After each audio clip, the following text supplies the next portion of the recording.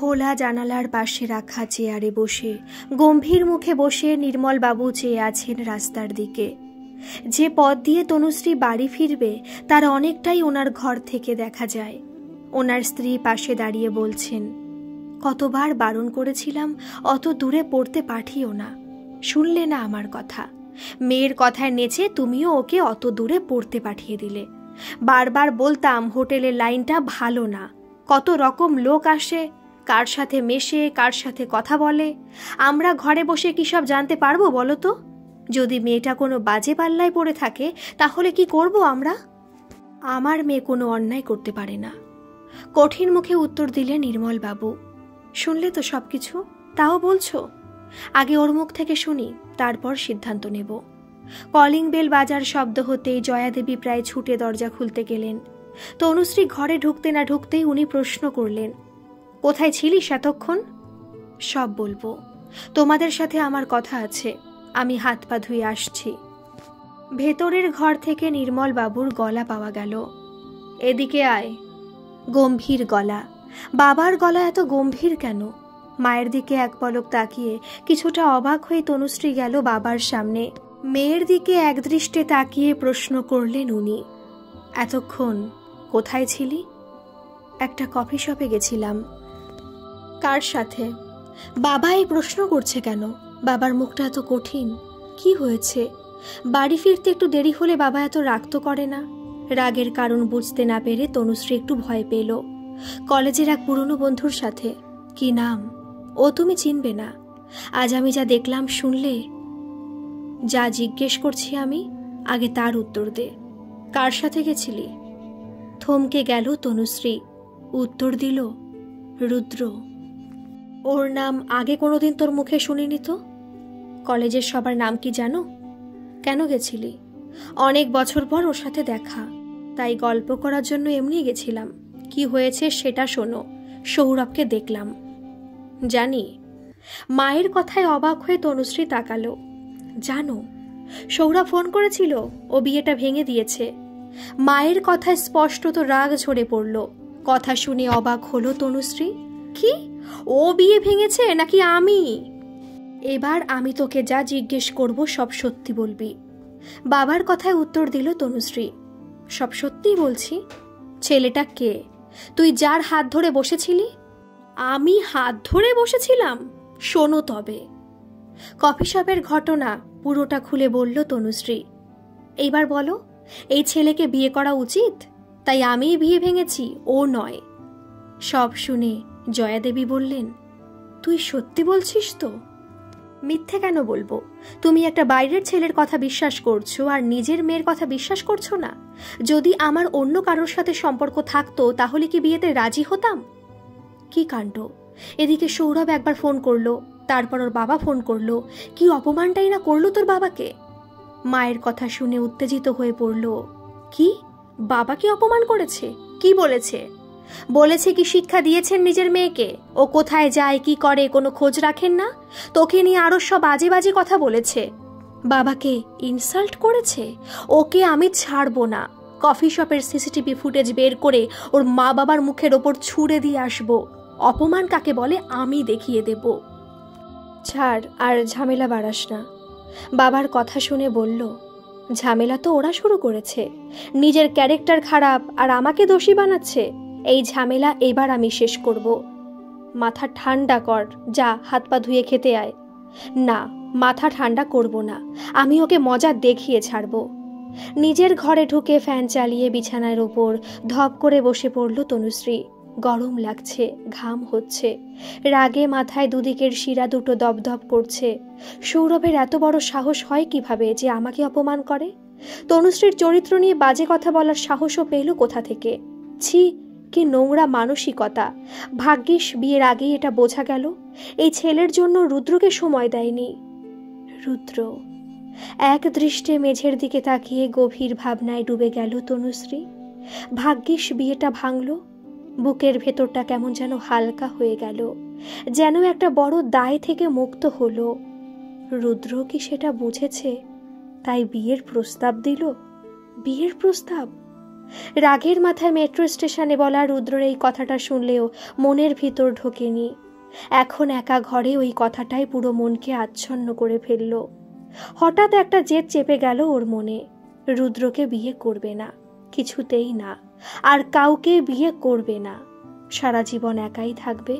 রুদ্রর প্রস্তাবে কেন রাজি হবে? যে ছেলেটা একসময় কাঁদিয়েছে তাকে কেন বিয়ে করবে তাকে? রুদ্রর সাথে সম্পর্ক ভাঙার পরে হোস্টেলের দিনগুলোর কথা ওর খুব মনে পড়ে গেল। পড়াতে মন বসতো না, রাতে বালিশে মুখ গুজে কাঁদত, না হলে নিঃশব্দে দু চোখের কোনা বেয়ে জল পড়ত। রুদ্র কি তখন জানতে এসেছে ও কেমন আছে? ও তখন নিজের নতুন চাকরি অথবা নতুন বান্ধবী নিয়ে মেতেছিল। আজ এত বছর পর ফিরে এসে কি লাভ?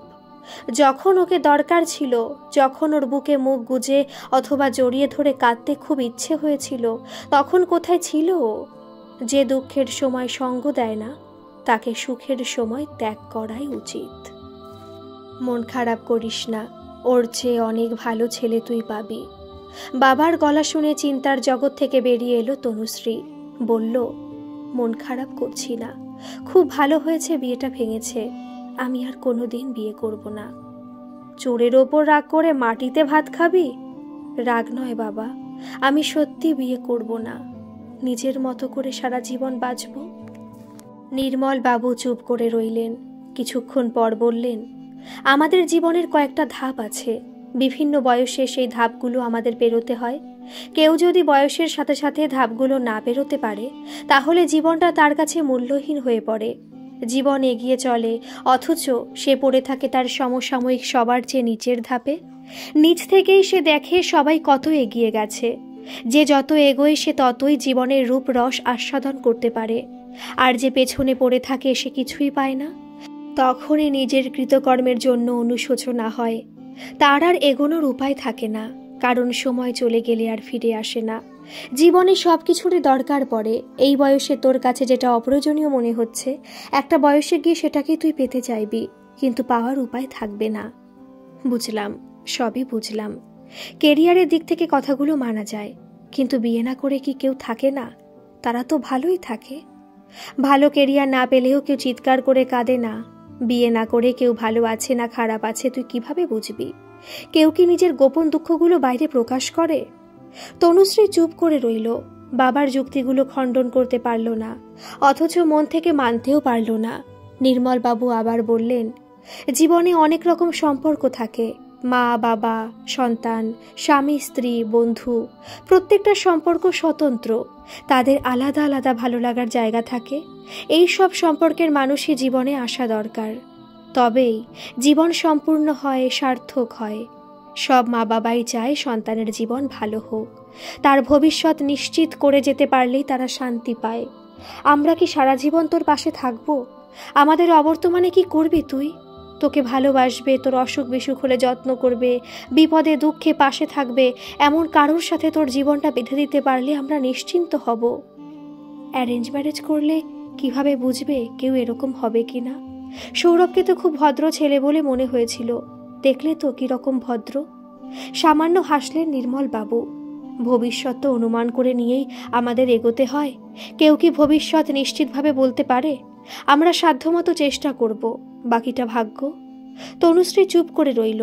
ওর মনে বিয়েতে প্রবল অনীহা চলে এসেছে, কিন্তু বাবার কথার যুক্তিগুলো খণ্ডন করতে পারছে না। ওর মাথায় হাত বুলিয়ে নির্মল বাবু বললেন, তোর মা খেতে দিয়েছে, চলে আয়। যাচ্ছি। সকালে ঘুম থেকে উঠতে তনুশ্রীর বেশ দেরি হয়ে গেল। গত রাতে কিছুতেই ঘুম আসছিল না। রাতের অন্ধকার জমাট হয়ে বুকের ভেতর বসেছিল। অনেক বছর আগে রুদ্র দেওয়া আঘাতগুলো ছবির মতো স্মৃতিতে ভেসে উঠছিল। সেই ছবি যত স্পষ্ট হচ্ছিল, ততই রুদ্রর উপর অভিমান প্রবল হচ্ছিল। গভীর রাতের অনেক আবেগ দিনের আলোতে মায়াহীন অযৌক্তিক মনে হয়, কিন্তু সকালে ঘুম থেকে ওঠার পরেও গত রাতের কোনো আবেগ অভিমান অযৌক্তিক মনে হলো না। সবটাই ওর কাছে কঠোর বাস্তব। যে তিক্ত জীবন অভিজ্ঞতা রুদ্রর কাছ থেকেও সঞ্চয় করেছে, সেগুলোই কিছুতেই ভোলার নয়। হোটেলে পৌঁছেও সারাদিন গম্ভীর হয়ে রইল। স্মিতা অথবা তনয়াকে বিয়ে ভেঙে যাওয়ার কথা এখনো কিছু বলেনি, জানাবে আর কয়েকটা দিন পর। আগে নিজের মনটা একটু শান্ত হোক, তারপর সবাইকে সবকিছুই জানাবে। হোটেল থেকে বেরিয়ে সোজা পৌঁছে গেল এলগিন রোডের সেই কফি শপে। কিন্তু দুর্ভাগ্যবশত কফি শপের যেদিকে সৌরভ বসেছিল সেই দিকে সিসিটিভিটা কাজ করছিল না। তাই কফি শপের শুধু একটা দিকের ভিডিওই ধরা পড়েছে, যেদিকে রুদ্র আর তনুশ্রী বসেছিল শুধু সেই দিকের ভিডিওই আছে। তাহলে তো কিছুই প্রমাণ করতে পারবে না, উল্টে সৌরভের কথাই সত্যি বলে প্রমাণিত হবে। হতাশ হয়ে সেখান থেকে বেরিয়ে গেল তনুশ্রী। বাবা গতকাল ঠিকই বলেছে, আমরা কেউ ভবিষ্যৎ দেখতে পারি না, অনুমান করে নি। কে জানতো তনুশ্রীর জীবনটা হঠাৎ এইরকম বদলে যাবে। সৌরভের প্রতি রাগ, রুদ্রের প্রতি ভালোবাসা, ব্যর্থতা, সাথে অভিমান, সব মিলিয়ে ওর মন বড় অস্থির। একটা চাপা যন্ত্রণা প্রতিনিয়ত বাইরে বেরিয়ে আসতে চাইছে, অথচ নিজেই জোর করে তার কণ্ঠ রোধ করছে। জানে একবার সেটা বাইরে বেরোলেই নিজেকে ধরে রাখতে পারবে না। না, রুদ্রকে নিজের জীবনে কিছুতেই গ্রহণ করবে না।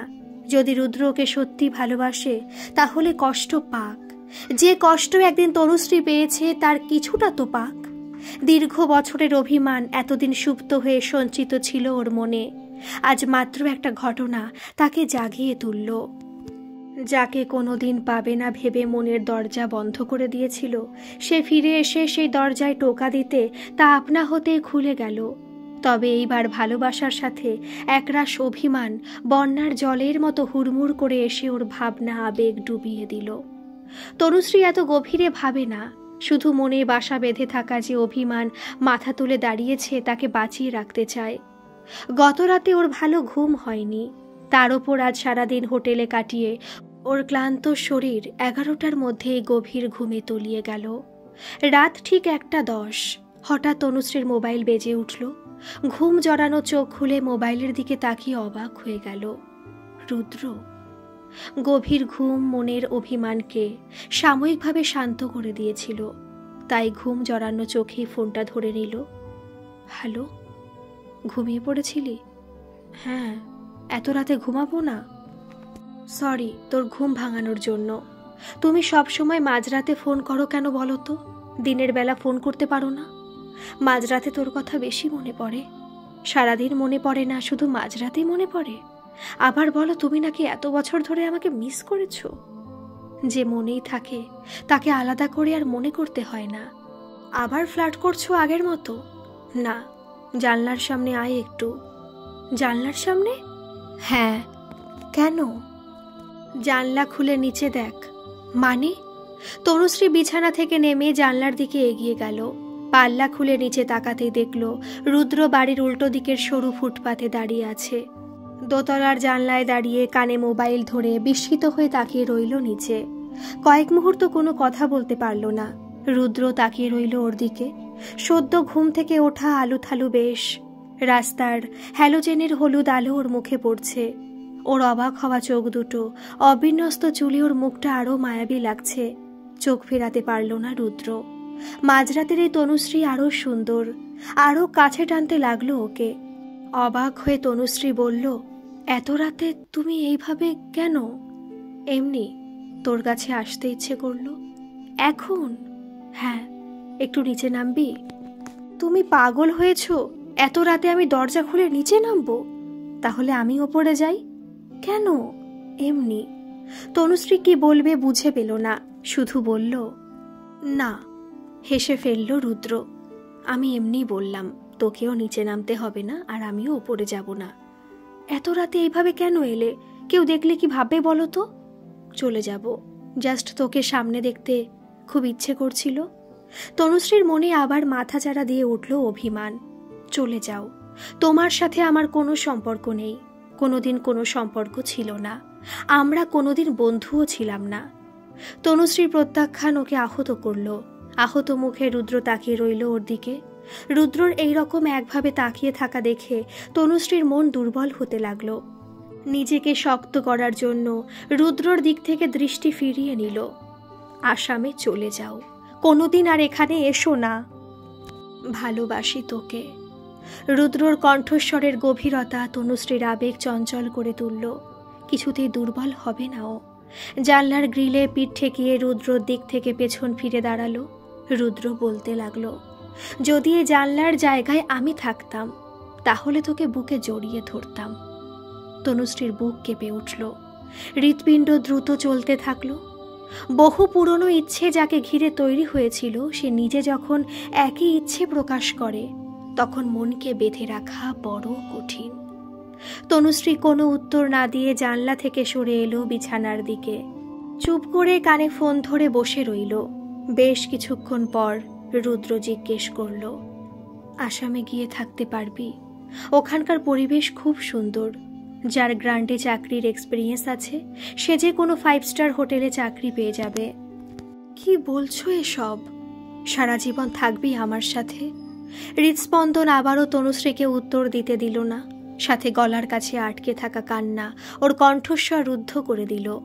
অনেক কষ্টে সেটা সংযত করে বলল, রাখছি, বাড়ি যাও।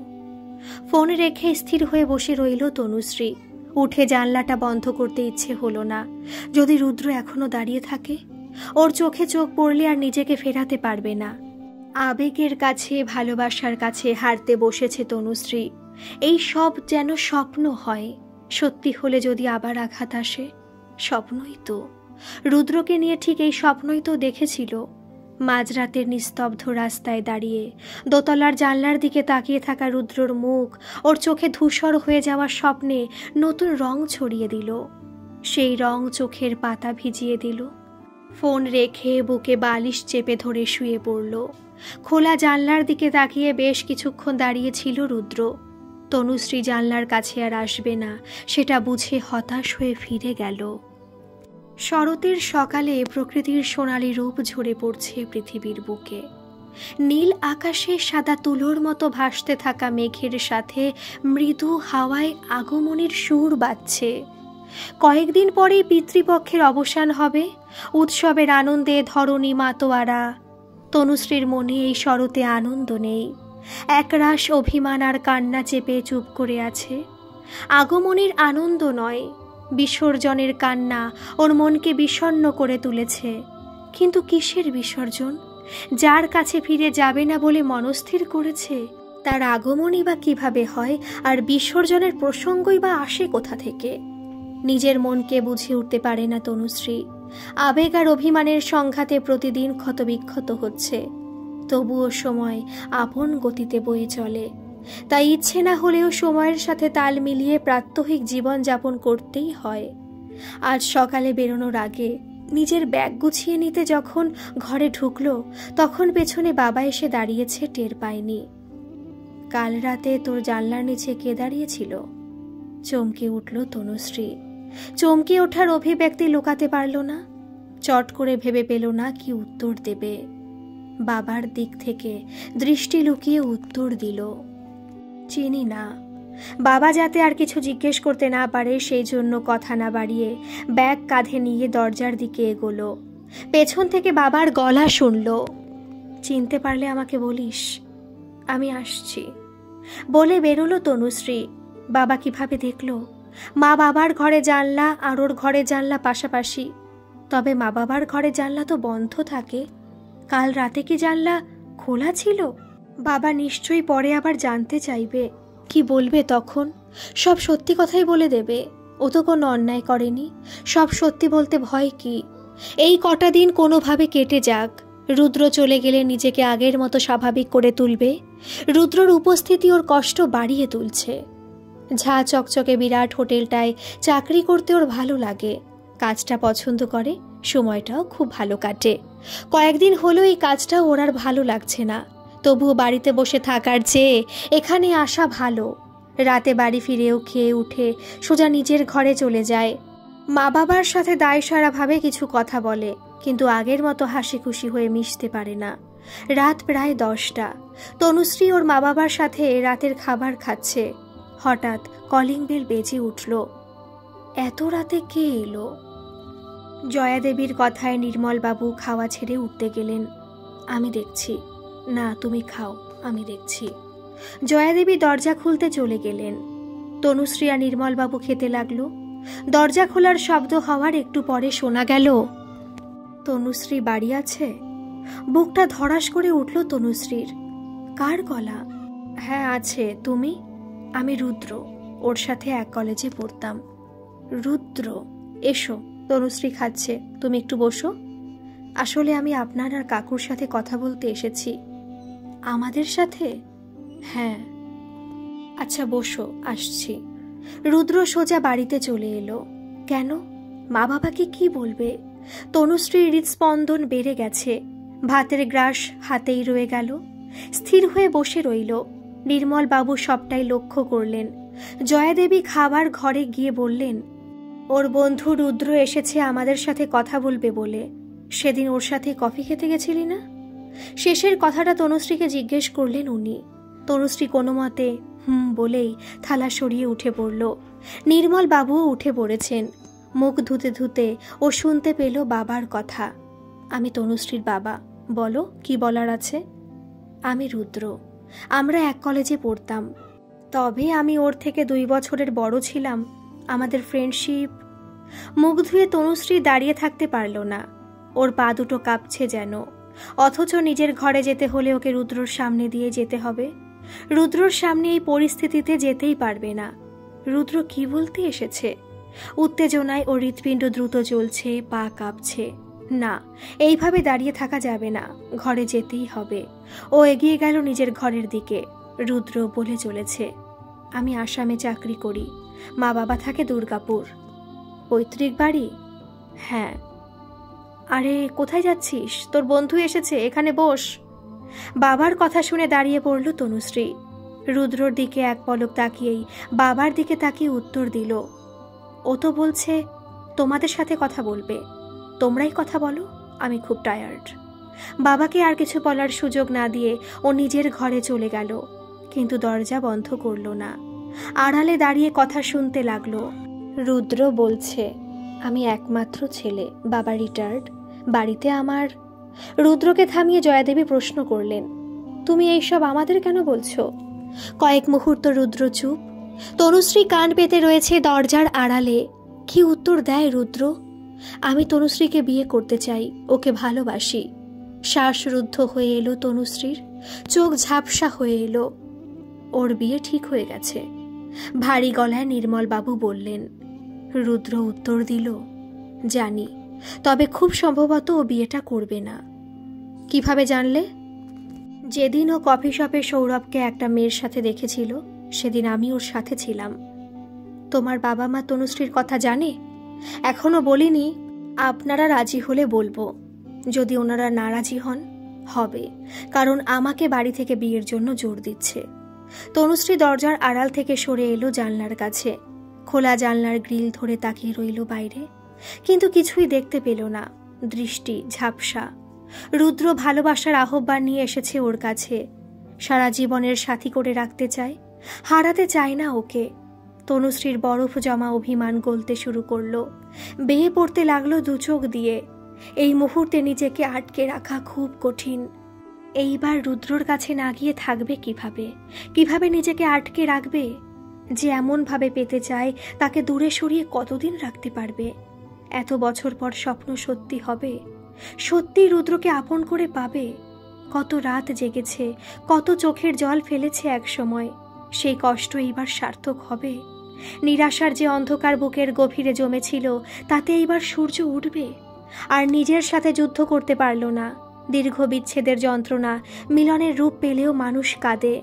তীব্র যন্ত্রণা লাঘব হওয়ার মুহূর্তে মনের আবেগ ঝরে পড়তে থাকে চোখ বেয়ে। তনুশ্রী জানলার গ্রিল চেপে ধরে ঝরঝর করে কেঁদে ফেলল। রুদ্র মা বাবার সাথে কথা বলে চলেছে, সব কথা শুনতে পেল না নিজের কান্নার জন্য। বেশ কিছুক্ষণ একভাবে জানলার সামনে দাঁড়িয়ে রইল তনুশ্রী। একসময় নিচে তাকিয়ে দেখল রুদ্র বাড়ি থেকে বেরিয়ে জানলার নিচে দাঁড়িয়ে ওর দিকেই তাকিয়ে আছে। কোকড়া চুল, মায়াবী চোখ, গভীর দৃষ্টি। ঝাপসা দৃষ্টিতে তনুশ্রী ডুব দিল রুদ্রর মধ্যে। তনুশ্রীর অশ্রুসিক্ত মুখ দেখে রুদ্র তাকিয়েই রইল। কান্না ভেজা সেই মুখটাতে কত কষ্ট, ভালোবাসা লুকিয়ে আছে তা অনুভব করতে পারল না। কত কষ্ট দিয়েছে ওকে। রুদ্রর বুকটা মুচড়ে উঠল। ওর ইচ্ছে হলো এখনই তনুশ্রীর চোখের জল মুছিয়ে কপালে একটা চুমু এঁকে দিতে, কিন্তু এই মুহূর্তে তা সম্ভব নয়। ও দুই হাতে নিজের কান ধরল, তারপর দুই হাত জোর করে ইশারায় বলল, সরি।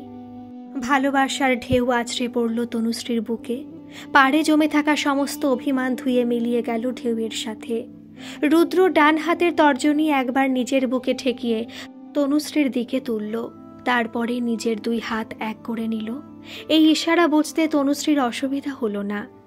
নির্নিমেষ তাকিয়ে রইল রুদ্রর দিকে। হঠাৎ রুদ্র চোখ নামিয়ে হেঁটে চলে গেল। পর মুহূর্তে তনুশ্রী বুঝল পাশে বাবা এসে দাঁড়িয়েছে। শান্ত গলায় উনি প্রশ্ন করলেন, কাল রাতে জানলার নিচে যে ছেলেটা দাঁড়িয়েছিল তাকে চিনতে পারলি? কোনো উত্তর দিল না তনুশ্রী। বাবার সামনে নিজের আবেগ লুকাতে চেয়ে অন্যদিকে মুখ ফিরিয়ে চোখের জল মুছে নিল। নির্মলবাবু আবার জিজ্ঞেস করলেন, কলেজে ওর সাথে তোর সম্পর্ক ছিল? মাথা নেড়ে হ্যাঁ বলল তনুশ্রী। নির্মলবাবু হঠাৎ বলে উঠলেন, তুমি টেবিল পরিষ্কার করে শুয়ে পড়ো, আমি ওর সাথে কথা বলে আসছি। তনুশ্রী পিছন ফিরে দেখল ওর মা এসেছে। বাবার কাছে যতটা সহজ হতে পারবে মায়ের কাছে পারবে না, সেটা অনুমান করে যে বাবা মাকে চলে যেতে বলল সেটাও বেশ ভালোই বুঝল বাবা রুদ্রর সম্পর্কে সবকিছু জানতে চাইবে। জয়া দেবী চলে যেতেই উনি প্রশ্ন করলেন, আমাকে সবকিছু খুলে বল, কেন সে সম্পর্ক ভাঙল? কিছুক্ষণ চুপ করে থেকে তনুশ্রী বলল, ও তোমাকে বলেছে যে আমাদের মধ্যে সম্পর্ক ছিল?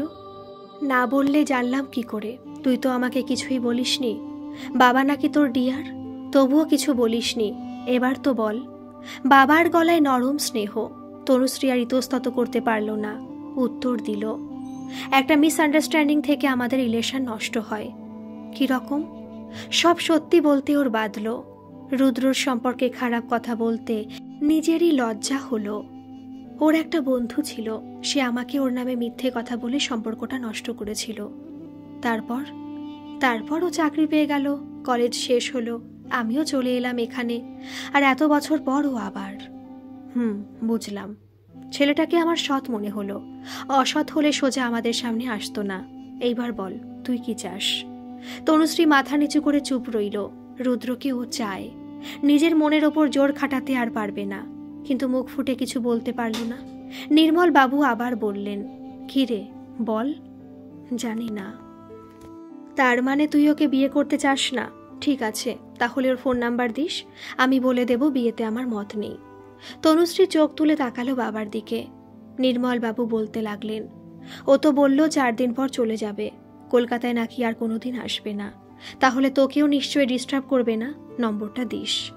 নির্মল বাবু চলে যাওয়ার জন্য দরজার দিকে এগোতেই তনুশ্রী ডাক দিল, বাবা, তুমি কি কিছুই বোঝো না? দাঁড়িয়ে পড়লেন উনি, পেছন ফিরে তাকালেন মেয়ের দিকে। তনুশ্রী বলল, আমাকে বোঝো না তুমি? কি বুঝবো? আমি বলেছি ওকে বিয়ে করব না? বলিসনি? কখন বললাম? তনুশ্রীর কাছে এগিয়ে গেলে নির্মল বাবু, ও তুই কিছু বললি না বলে ভাবলাম বোধহয় তোর ওকে পছন্দ নয়। পছন্দ তাহলে? হ্যাঁ। সৌরভকে মন থেকে পছন্দ হয়নি তাই না? না। শুকনো মুখে উত্তর দিল তনুশ্রী। ওর মুখ দেখে হেসে ফেললেন নির্মল বাবু। ওর 2 গাল ধরে বললেন, পাগলি মেয়ে আমার, এত কথা তুই আমাকে আগে বলিসনি কেন? তুই ভালো না থাকলে কি আমরা ভালো থাকতাম? তুই সুখী হবি, আনন্দে থাকবি, এর চেয়ে শান্তি আমাদের আর কিছুতে আছে? তোর স্বামী তোকে ভালোবাসবে, তোরা সুখে থাকবি, আর কি চাই বল আমাদের? নির্মল বাবু তনুশ্রীর অভিমানী মুখের দিকে তাকিয়ে রইলেন কিছুক্ষণ। ছোট্টবেলার তনুশ্রীর মুখ মনে পড়ে গেল ওনার। খেলনা ভেঙে গেলে মুখটা ঠিক এই রকম হতো। নির্মল বাবু আবার নতুন খেলনা কিনে দিলে ও হাসত। সেই ছোট্ট মেয়েটা আজ কত বড় হয়ে গেল দেখতে দেখতে। উনি বললেন, আসামে চলে যাবি মা? এত দূর গিয়ে থাকতে পারবি আমাদের ছেড়ে? অবশ্য থাকতেই তো হবে বল। আমরা মাঝে মাঝে গিয়ে ওখানে থাকবো। হ্যাঁ, তুইও আসবি, কিন্তু তবুও দূরে গেলেও তুই ভালো থাকিস, সুখে থাকিস। তনুশ্রী বাবাকে জড়িয়ে ধরল। বাবার আদর, স্নেহ, ভালোবাসা সব মিলিয়ে ওর চোখে জল চলে এলো। নির্মল বাবু ওর মাথায় হাত বুলিয়ে বললেন, তুই আমার রাজকন্যা, আমি চাই তুই বিয়ের পর রানী হয়ে থাক। তোর সংসারের রানী, আমার আশীর্বাদ রইল। শরতের রাতে মেঘহীন আকাশে দশমীর চাঁদ উঠেছে। তার মৃদু জ্যোৎস্না ছড়িয়ে পড়েছে চাঁদের চারপাশে জুড়ে। বাবার বুকে মাথা রেখে তনুশ্রী নিজের জীবনের সমস্ত মেঘ বৃষ্টি কাটিয়ে উঠেছে। এক সুন্দর পৃথিবীর আহ্বান শুনতে পাচ্ছে। এটাই বোধহয় আগমনী। আয়নার সামনে দাঁড়িয়ে নিজেকে একবার দেখে নিল তনুশ্রী। গাঢ় গোলাপি রং ওকে ভালোই মানায়। কপালে একটা ছোট্ট টিপ পরে কাঁধে ব্যাগ নিয়ে বেরোলো। বালিগঞ্জ থেকে যেতে হবে ঠাকুরিয়া। 3 মাস পর রুদ্রর সাথে দেখা হবে। ওর পা যেন মাটিতে পড়ছে না, উড়ছে। শাড়ি পরে যতটা দ্রুত চলা সম্ভব ততটাই দ্রুত হাঁটছে। হাত ঘড়িতে দেখল এখনো যথেষ্ট সময় আছে। একান্ত রাস্তায় খুব জ্যাম না থাকলে সময়ের একটু আগেই পৌঁছে যাবে। বালিগঞ্জ অটো স্ট্যান্ড অবধি পৌঁছে লাইনে দাঁড়ালো। বেশি লাইন নেই। অটো স্ট্যান্ডে থাকলেও মন পৌঁছে গেল লেকে অপেক্ষায় থাকা রুদ্রর কাছে। রুদ্র, ওর জন্য জীবনে গত 3 মাসে কত পরিবর্তন এসেছে। নতুন করে সবকিছু সাজাতে পেরেছে। বিশেষ করে একটা অসাধ্য সাধন রুদ্র না থাকলে কিছুতেই হতো না। তনুশ্রী 3 মাস আগের ভাবনায় ডুবে গেল। সেই রাতে রুদ্র ওর মা বাবার সাথে বিয়ের কথা বলে যাওয়ার পরের দিনই তনুশ্রীর বাবা রুদ্রর সাথে কথা বলে বিয়েতে মত দিয়েছিলেন। তারপর রুদ্রর মা বাবার সাথেও উনি কথা বলেছেন। সেই রাতে তনুশ্রীর মা বাবার সাথে কথা বলতে এসে সৌরভের দেওয়া বদনাম, অপমান এবং সিসিটিভি ফুটেজ না পাওয়ার ব্যর্থতা সবকিছুই রুদ্র শুনেছিল। আসামে ফিরে যাওয়ার আগেও এলগিন রোডের সেই কফি শপে গেছিল। কফি শপের কর্মচারীরা বাইরের কাউকে ফুটেজ দিতে চায়নি, তাই তনুশ্রীকে ওরা মিথ্যে বলেছিল। রুদ্র তাদের বুঝিয়ে কিছু টাকা দিয়ে সেই দিনের সিসিটিভি ফুটেজ বের করে একটা পেন ড্রাইভে নিয়ে তনুশ্রীকে দিয়ে গেছিল। সেই ভিডিও সৌরভের বাড়িতে পাঠিয়ে তনুশ্রী প্রমাণ করেছিল তাদের ছেলেই দোষী। তনুশ্রী তাদের ফোন করেছিল এবং নির্মল বাবুর কাছে তারা ক্ষমা চাইতে বাধ্য হয়েছিল। সবটাই সম্ভব হয়েছিল রুদ্রর জন্য। এই 3 মাসের মধ্যে রুদ্রর মা বাবাও দুর্গাপুর থেকে একবার কলকাতায় এসে তনুশ্রীকে দেখে গেছেন। রুদ্র যদিও আসাম থেকে আসতে পারেনি, তবে এই কমাসে রুদ্র আর তনুশ্রীর মধ্যে অনেক কথা হয়েছে। সারাদিনে ফোন, মেসেজ, দিনের শেষে ভিডিও কল। দুজন দুজনকে কাছে পেতে চেয়েছে প্রবলভাবে। যন্ত্র সে দূরত্ব কিছুটা কমিয়ে দিলেও ওদের মনের আকুতি কমাতে পারেনি। 3 মাস পর মাত্র 3টে দিনের ছুটি নিয়ে রুদ্র ছুটে এসেছে সুদূর আসাম থেকে কলকাতায় তনুশ্রীর সাথে দেখা করতে। গত রাতে ডিউটি করে 10টায় ট্রেন ধরে ভোরবেলা দুর্গাপুর পৌঁছেছে। সেখান থেকে আজ কলকাতা আসতে আসতে বিকেল হয়ে গেছে। আগামীকালও কলকাতাতেই থাকবে। সারাদিন তনুশ্রীর সাথে কাটিয়ে বিকেলে ফিরে যাবে নিজের বাড়ি। রাতেই আবার আসামে যাওয়ার ট্রেন ধরবে। তনুশ্রী বলেছিল, এত পরিশ্রম করে এসো না, তোমার কষ্ট হবে। কিন্তু রুদ্র উত্তর দিয়েছিল, তোমাকে না দেখে আর থাকতে পারছি না। যতটা কষ্ট হবে তার চেয়ে অনেক ভালো লাগবে তোমাকে দেখে। প্রতিদিন ফোনে রুদ্রর কথা শুনে তনুশ্রী বুঝত ওকে দেখার আকুলতা রুদ্রর মধ্যে দিনে দিনে প্রবল হচ্ছে। নিজের অজান্তেই তনুশ্রীর ঠোঁটে মৃদু হাসি রেখা ফুটে উঠল। এখন বসন্তকাল। রাস্তার দুপাশে কৃষ্ণচূড়া, রাধাচূড়া, গাছের মাথা ফুলে সাজানো। বিবর্ণ পাতা ঝরে নতুন কিশলয়ে সেজে উঠেছে প্রকৃতি। মাঝে মাঝে কোকিলের ডাক জানান দিচ্ছে প্রকৃতিতে প্রেমের রং লেগেছে। ঢাকুরিয়াতে নেমে লেকের দিকে হাঁটতে হাঁটতেই ফোন বেজে উঠল তনুশ্রীর। ফোনটা সঙ্গে সঙ্গে ধরে নিতেই ওপাশ থেকে শুনতে পেল, কত দূর? এই তো প্রায় এসে গেছি। লেকের কাছে আসতেই কোকিলের ডাক শোনা যেতে লাগলো।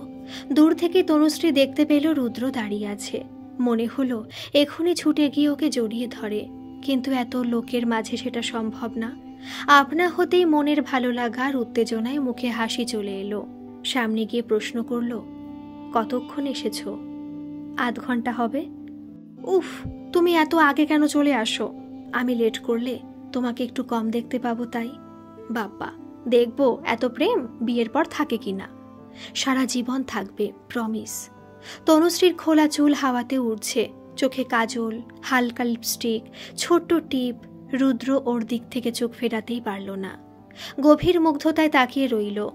যাকে প্রতিদিন হাতের মুঠোতে ধরে থাকা মোবাইলে দেখেছে, তাকে আজ এত কাছে, এত সামনে দেখে তার সৌন্দর্যে বিমূঢ় হয়ে গেল। রুদ্রর কোকড়া চুলগুলো হাওয়াতে সামান্য উড়ছে। ওর গভীর দুটো চোখ, ঠোঁটের মৃদু হাসিতে তনুশ্রী ডুবে গেল ওর ভিতর। বেশ কিছুক্ষণ পর ওর সম্বিত ফিরতেই লজ্জায় চোখ নামিয়ে নিল। রুদ্র তবুও তাকিয়ে রইল। কি দেখছো এইভাবে? আগে দেখনি কোনোদিন? না, এইভাবে সত্যি কোনোদিন দেখিনি। চলো একটু বসি। দুজনে হাঁটতে লাগলো সরোবরের ধারে বাঁধানো পথ ধরে। দুজনেই চুপ। ভালোবাসার সুবাস কোনো কোনো সময় নীরবে অনুভব করতে হয়। কিছুক্ষণ পর রুদ্রই বলল, আমাদের দেখা হলে তুমি কিভাবে হাঁটবে বলেছিলে মনে আছে? সলজ্জ হেসে তনুশ্রী বলল, কিভাবে হাঁটবো বলেছিলাম? মনে নেই? না তো। এইভাবে বলেই রুদ্র এক হাতে তনুশ্রীর কোমর জড়িয়ে ধরল। শাড়ির ভাঁজ যেখানে কোমর ছুঁয়েছে ঠিক সেখানেই রুদ্রর আঙুল স্পর্শ হলো। কোমরে স্পর্শ অনুভূত হতেই তনুশ্রী বলল, এইভাবে হাঁটবো মোটেও বলিনি। তাহলে কিভাবে হাঁটবে? রুদ্রর হাত কোমর থেকে সরিয়ে দুই হাত দিয়ে ওর হাত ধরে বলল, এইভাবে সারা জীবন এইভাবে থেকো আমার সাথে। থাকবো তো। শোনো, কাল সকাল 10টায় দেখা করব। সারাদিন একসাথে সময় কাটাবো, একসাথে লাঞ্চ করব। কোথায় টই টই করবো সারাদিন? তোমাকে নিয়ে ওয়োতে যাব, সারাদিন একসাথে থাকবো। ওয়েট, সারাদিন সময় কাটানোর জন্য ওয়োতে যাব কেন? আরে তুমি যা ভাবছো তা নয়, এমনি সময় কাটাবো। তনুশ্রী হাঁটা থামিয়ে বলল, এমনি কাটানোর জন্য ওখানে যাব না। আর তো মাসখানেক বাকি আমাদের বিয়ের, এইটুকু ধৈর্য ধরছে না? রুদ্র তনুশ্রীর দিকে মুচকি হেসে তাকিয়ে রইল। হাসছো কেন? তুমি এত সিরিয়াস কেন? স্পোর্টিংলি নিতে পারলে না? বলতে হ্যাঁ যাব, তারপর দেখতে আমি নিয়ে যাই কিনা। তনুশ্রী কপট রাগে চুপ করে তাকিয়ে রইল। রুদ্র বলল, যাব না। কাল সারাদিনের অনেক প্ল্যান করেছি। একটা মুভি দেখব, শপিং করব, লাঞ্চ করব, আরো অনেক অনেক প্ল্যান। একেবারে ফুলসজ্জা রাতেই তোমার কাছে আসব। অসভ্য। আরক্ত মুখে তনুশ্রীর দৃষ্টি নামিয়ে নিল। অসভ্য? তাহলে এখনই আসি, চলো হোটেলে। উফ, তুমি না, ধ্যাত। শোনো, এত বছর তোমার থেকে দূরে থেকেছি, পেরেছি তো থাকতে। তাহলে আর 1 মাস পারবো না? 10 বছর লাগিয়ে দিলে মনের কথা বলতে। এত বছর কেউ টাইম লাগায়? আরো আগে বললে আমরা আরো বেশি দিন রোম্যান্স করতে পারতাম। কেন এখন রোম্যান্স হচ্ছে না বুঝি? হচ্ছে, তবু আরো আগে বলতে পারতে না? বলিনি কি আর এমনি? ভেবেছি বললেই তুমি আমাকে ঝাড় দেবে, ঘেন্না করে দূরে সরিয়ে দেবে। তাহলে হঠাৎ কি হলো যে বলেই দিলে? মরিয়া হয়ে বলেছি, তোমার চোখ কথা বলতো। বুঝতাম তোমার মনে আমার জন্য ফিলিংস আছে, কিন্তু তুমি রাজি না। শেষে তোমার বিয়েও হলো না। ভাবলাম আর তো কলকাতায় আসবো না, তাই এখন না বললে আর কোনোদিন তোমাকে পাওয়া হবে না। সোজা গিয়ে তোমার বাবা মাকে ধরলাম। তবে সিরিয়াসলি আমি ভেবেছিলাম তুমি ফার্স্ট দিনই আমাকে ঝেড়ে দেবে।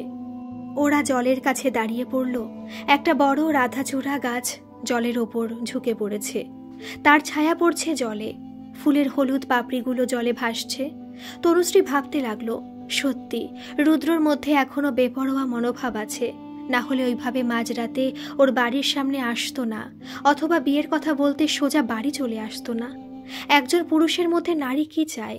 নারী চায় পুরুষ তার মনের কথা বুঝে জোর করে ভালোবেসে অভিমান দূর করে দেবে। নারী চায় পুরুষ বিপদে আগলে রাখবে, দুঃখে নিজের কাঁধ পেতে দিয়ে চোখের জল মুছে দেবে। রুদ্র তো ঠিক তেমনই এক পুরুষ, যার প্রেমে নারীর তৃপ্ত হয়। তনুশ্রীর চুল হাওয়াতে উড়ছে, ওর চোখের পলক স্থির, ঠোঁটে মৃদু হাসি। রুদ্রর ইচ্ছে হলো ওকে জড়িয়ে ধরে ওর গোলাপি ঠোঁট থেকে সমস্ত ভালোবাসা আলতো স্পর্শে নিতে, কিন্তু চারিদিকে অনেক লোক। তাদের মধ্যে কেউ ঘনিষ্ঠ হয়ে বসে থাকলেও সবার মাঝে রুদ্র তেমন কিছু করতে পারল না। তনুশ্রীকে চুপ থাকতে দেখে রুদ্র জিজ্ঞেস করল, কি ভাবছো? রুদ্রর দিকে চোখ তুলে উত্তর দিল তনুশ্রী, তোমার কথা। আমার কোন কথা? এখনো ভাবলে অবাক হই, এত বছর শুধু আমাকেই চেয়েছো তুমি। হেসে ফেলল রুদ্র। আরে হ্যাঁ, আর কাউকে ভালো লাগেনি। ভালো লাগলে এত দূরে এসে তোমাকে প্রপোজ করতাম না। তনুশ্রীও হেসে ফেলল। একটা ফাঁকা জায়গা দেখিয়ে বলল, চলো বসি। ফাঁকা বেঞ্চে দুজনে পাশাপাশি বসল। রুদ্র তনুশ্রীর গা ঘেঁষে বসল। তনুশ্রী কোনো আপত্তি করল না। সন্ধ্যা নেমে আসছে, গাছের ছায়া গাঢ় হচ্ছে। একটু পরে অন্ধকার নেমে আসবে। পাখিরা বাসায় ফিরছে, তাদের কাকলিতে চারিদিক মুখর। কোকিলের ডাক আরও বেড়েছে। বসন্তের সন্ধ্যায় জলের দিক থেকে স্নিগ্ধ বাতাস ছুটে আসছে। সারা প্রকৃতি মেতে উঠেছে প্রেমের আনন্দে। রুদ্র আর তনুশ্রীর বুকে উত্তাল ঢেউ উঠছে। তনুশ্রীর এত কাছে বসে রুদ্র ওর দিকে তাকিয়েই থাকলো। তনুশ্রী তাকাতেই রুদ্রর আবেগ অসংযম হয়ে উঠল। রুদ্র এগিয়ে যাওয়ার আগেই তনুশ্রী হেসে উঠল। মাথায় এত বড় একটা পাতা পড়েছে, টের পাওনি? তনুশ্রীর হাতে ধরে থাকা পাতাটার দিকে তাকিয়ে রুদ্র দেখল সত্যি বেশ বড় একটা পাতা। ও উত্তর দিল, তোমার মধ্যে এমন ডুবে আছি যে আর কোনো কিছুতে হুঁশ নেই। হাসতে লাগলো তনুশ্রী। কি মিষ্টি হাসি! রুদ্র হাসল না। গোলাপি ঠোঁটের হাসি ওকে আকৃষ্ট করতে লাগলো। তনুশ্রী হাসতে হাসতেই রুদ্রর চুল দুই হাতে এলোমেলো করে দিল।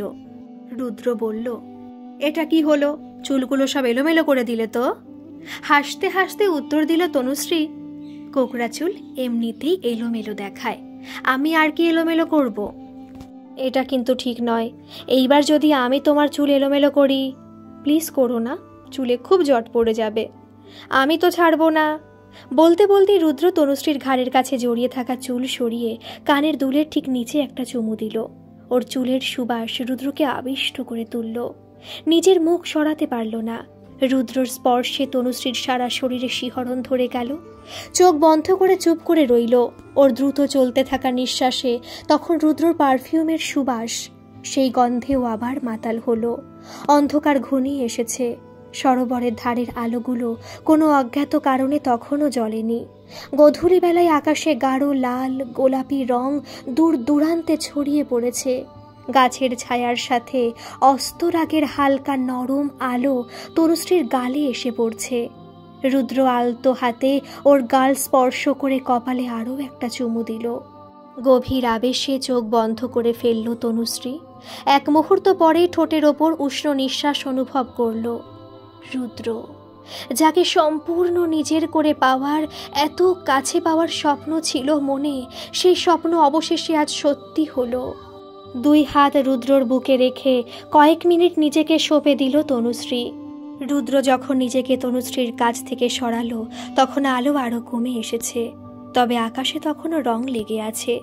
তনুশ্রী মাথা নিচু করে চোখ বন্ধ করে বসে রইল। রুদ্র ধীরে ধীরে বলল, আকাশটা একবার দেখো। এই আকাশ সাক্ষী হয়ে রইল আমাদের এই মুহূর্তটার। চোখ খুলল তনুশ্রী, বলল, মনে আছে একবার তোমাকে এই কথাটাই বলেছিলাম? সব মনে আছে। তোমার সাথে কাটানো একটা দিনও ভুলিনি। এইভাবে সারা জীবন ভালোবাসবে তো? বাসবো, কথা দিলাম। রুদ্র তনুশ্রীর কাঁধে হাত রাখল। তনুশ্রী নিজের মাথা ওর কাঁধে রাখল। সামনে আকাশে গধূলির রং, স্নিগ্ধ হাওয়া, গাছ থেকে ঝরে পড়া হলুদ রাধাচূড়ার পাপড়ি আর কোকিলের ডাক। এটাই তো স্বর্গ। ভালোবাসার মানুষের অপেক্ষায় দীর্ঘদিন থেকে তাকে এইভাবে পাওয়ার স্বপ্ন সত্যি হয় কজনের? গল্পটা আপনাদের কেমন লাগলো প্লিজ একটা কমেন্ট করে জানাবেন। আর যারা এখনো সাবস্ক্রাইব করেননি তারা প্লিজ একটা সাবস্ক্রাইব করে দেবেন। ধন্যবাদ।